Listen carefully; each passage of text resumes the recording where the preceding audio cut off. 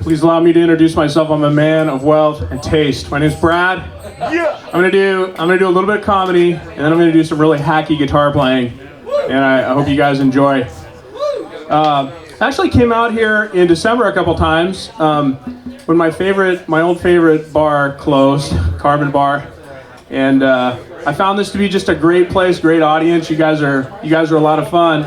And then around Christmas time, I found out that my blood pressure was way too high, and I had to cut some things back, like going out at night, drinking coffee. I actually cut out caffeine. I think I was about 1,500 milligrams a day, and I cut that to 0. What? I'm too loud, David? Is that your problem? All right, man. I won't. It's the amp. It's not me. All right. You're good. But I'm all better now, thanks to pharmaceutical companies and. Cutting out coffee, decaf espressos. Decaf espressos are the best. You ever have to do it. It works. And I'm back to do comedy. One of the things last year, I didn't really have a chance to celebrate this because I felt crappy at the end of last year, but I got a really nice car last year. I got a 2015 Lexus GS350. Absolutely love that car. I'm not a car snob, okay, but I got to tell you a story. I was pulling in the garage the other day, and my neighbor sees me pull in, and I live in a condo complex, so your neighbors live on top of you and below you and on the side, and anyway.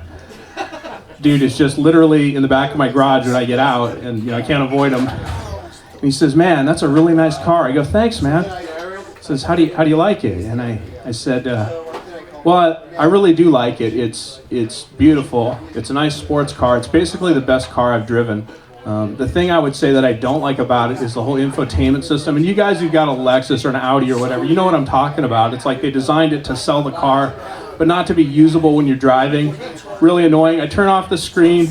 I just use my phone. Phone has Bluetooth. It does great for music, directions and everything. And I'm real happy with it. I just don't use their silly infotainment system."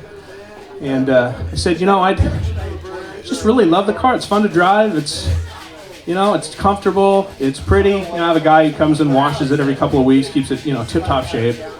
And I'd have to give it a 10 out of 10. But I told you guys, I'm not a car snob, right? So this guy, he drives a mid-2000s Pontiac Vibe.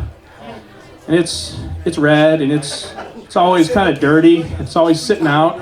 Okay, this car that this guy drives, it's the worst car in the neighborhood. It's actually I would describe it as blight, okay? Absolute blight. It's a terrible, terrible car. But I'm not a snob, okay? So I say, "Hey, your Pontiac Vibe, how do you like your Pontiac Vibe?" And he says, "I like it, it's paid for." And, my Lexus isn't quite paid for. It's close, but it's not quite paid for, right? Gets great gas mileage.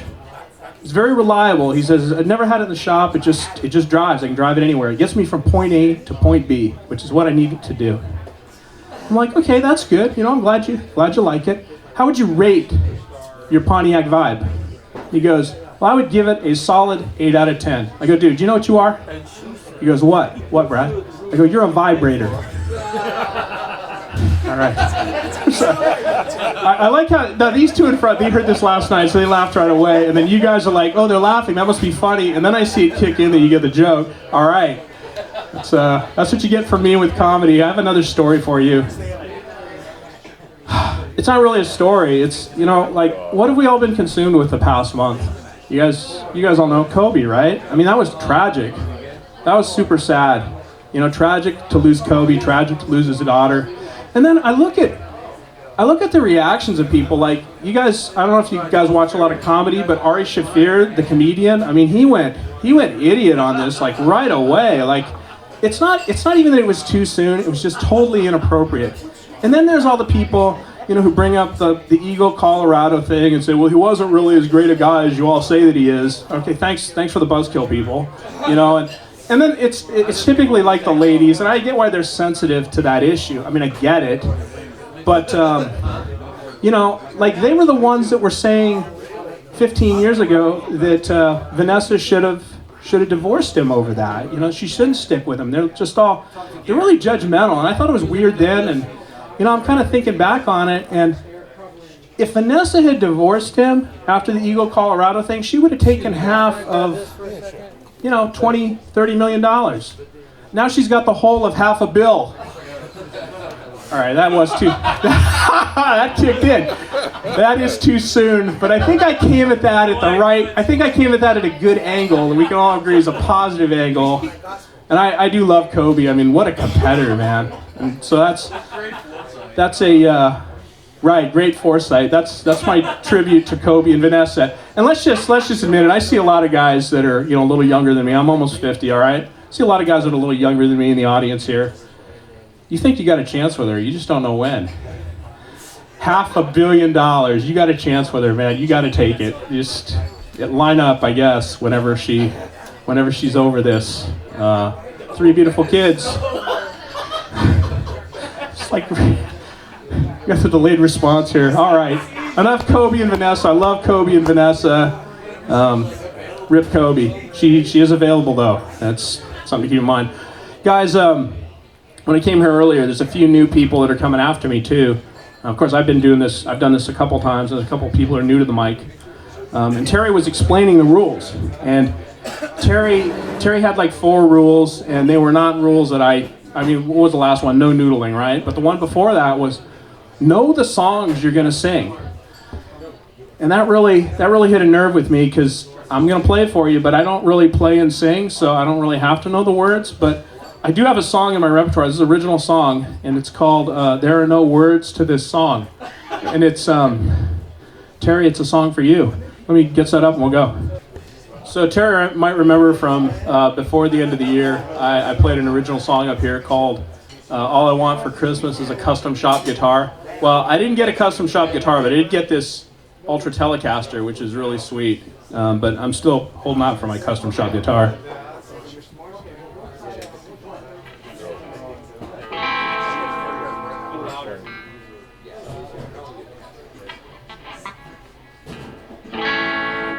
Loud enough for you guys? A little more, okay. I did a sound check before and everybody said, oh, you know what? I know what. No, that's fine. If you know the lyrics, then sing along. You can't get them right, but you won't get them wrong. So make up a line and belt it out strong, 'cause there are no actual words to this song.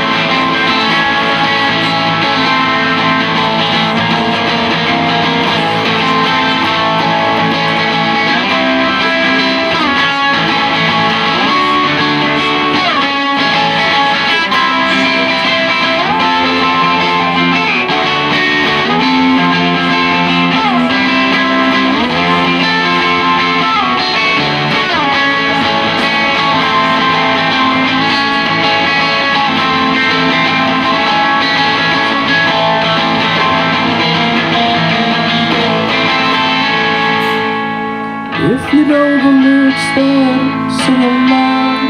You can't get them right, but you won't get them wrong. So make up a line and belt it out strong, 'cause there are no actual words to this song.